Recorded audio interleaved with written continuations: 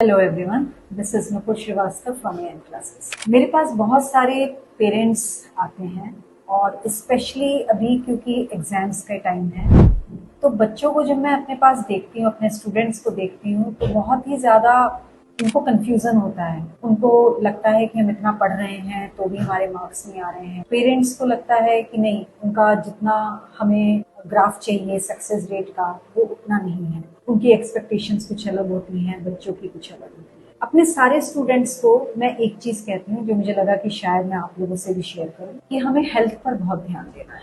Normally health हम क्या समझते हैं? नॉर्मली हेल्थ हम सोचते हैं कि हम अच्छा खाएं, एक्सरसाइज वगैरह करें और हमारी हेल्थ अच्छी होगी। मेरे हिसाब से हेल्थ तीन तरह की होती है। Number one health is the physical health, जो हम सारे जानते हैं, which we all are aware of.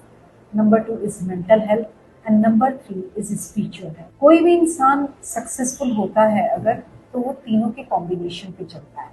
Physical health आपको पता ही है कि अगर हम एक्सरसाइज करते हैं, अच्छा से हम खाना पीना अपना प्रॉपर रखते हैं तो हमारा फिजिकली हमें स्टेबल। दूसरा आता है मेंटल हेल्थ। मेंटल हेल्थ आपकी वेरी करती है according to the age. What does that mean? It means अगर हम बच्चे के टर्म पर बात करें तो बच्चों के टर्म्स के हिसाब से हम कहेंगे कि मेंटल हेल्थ हो गई आपकी कि उन्होंने जो उनकी पढ़ाई है, जो उनके एकेडमिक्स हैं, जिसमें उनको ग्रो करना है, उसकी नॉलेज ले। अगर हम किसी एक प्रोफेशनल की बात करें, लेट अस से अगर मैं एज अ टीचर मैं अपनी ही बात करूं, तो हमारे लिए मेंटल हेल्थ क्या होगी कि मैं अपनी जितनी भी स्किल्स हैं उसको मैं एनहेंस करूं, उनके बारे में जानूं, नई नई चीजों को सीखूं। नंबर थ्री पे आता है हमारा स्पिरिचुअल हेल्थ। स्पिरिचुअल हेल्थ क्या रहती है? स्पिरिचुअल हेल्थ होता है, जैसे हम बोलते हैं ना कि एक कॉस्मिक एनर्जी। उस कॉस्मिक एनर्जी को आप कोई भी फॉर्म दे सकते हैं, भगवान की फॉर्म भी दे सकते हैं, मेडिटेशन का भी फॉर्म दे सकते हैं, योगा के थ्रू भी दे सकते हैं। तो वो आपकी हो गई स्पिरिचुअल हेल्थ। ऑफ कोर्स ये तीनों की तीनों चीजें एक साथ कॉम्बिनेशन में रहती हैं। अगर कोई भी इंसान इन तीनों का कॉम्बिनेशन ले लेता है तो वो आदमी सक्सेसफुल होने के चांसेस बहुत ज्यादा हैं।